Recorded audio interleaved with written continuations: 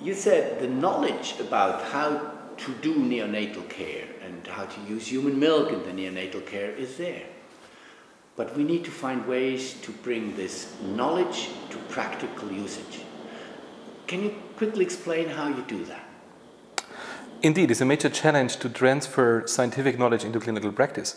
Because of course, what we do in clinical care is depending on our experience of each individual. And there are people taking care since 20 years about the babies. And then suddenly you come as a head of department or somebody with a new idea, and then they said, oh, it can be, but we did it since 20 years and it works. So what it means, if you want to implement actually new ideas, then you have to have a strategy to do so.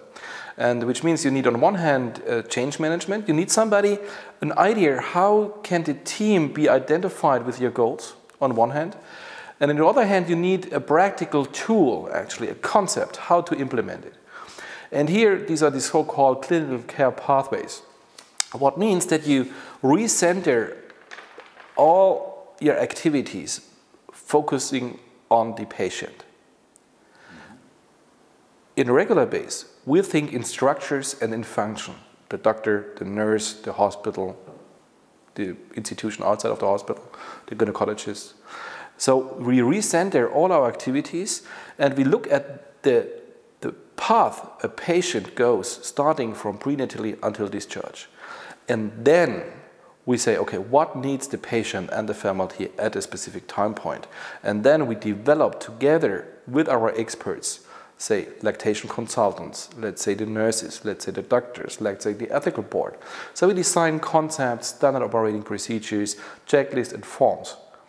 And then out of this concept, the whole team is trained. And this facilitates, not guarantees, but facilitates that the care which is delivered is always on the same level 24 hours a year. We all have heard earlier about family-centered care. It's a very important topic for you as well. You showed a wonderful picture of a dad having his newborn on his chest and the mother was pumping.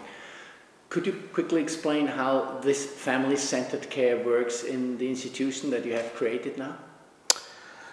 Yeah, family-centered, family-orientated, family-integrated. You see there are a lot of words around what is correct.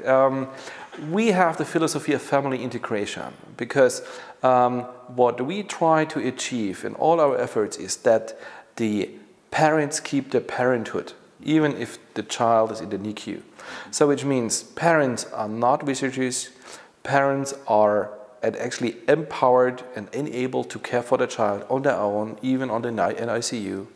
So we have fully transparency to the parents in decision making. We actually, which I didn't present, we have also webcams so parents can look at home at the child if they're at home.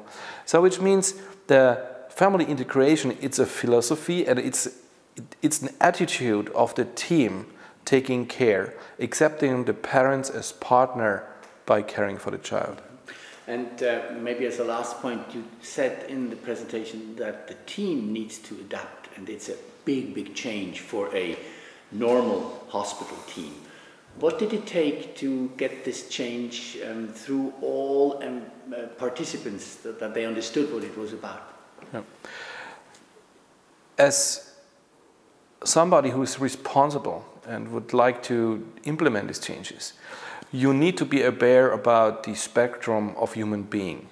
You have different characters, you have so-called late adopters, you have early adopters, so which means you have in your team always people that are very enthusiastic. You come with the idea and yeah, we do it.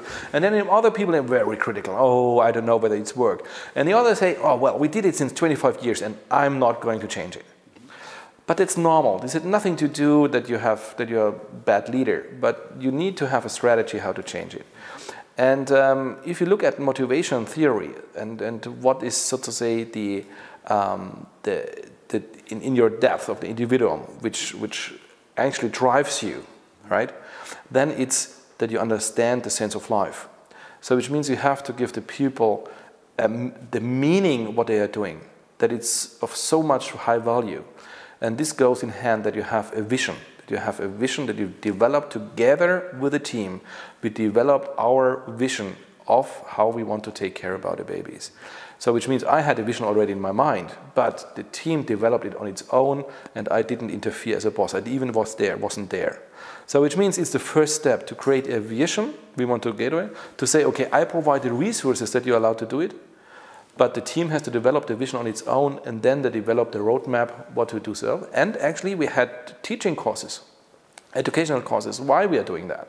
And actually these were not voluntary. So every member of the team, from the cleaning lady until the attending, had to be there so that they get the knowledge and that they were sure that they all know where we want to go. So which means there's a whole spectrum what you need to do, but first of course you need a careful analysis about your situation in your hospital. Of course change management is not something what you can just use as a tool, and every change starts with an analysis where you are. And it seems that you have been very successful. Thank you very much for this short summary. You're welcome.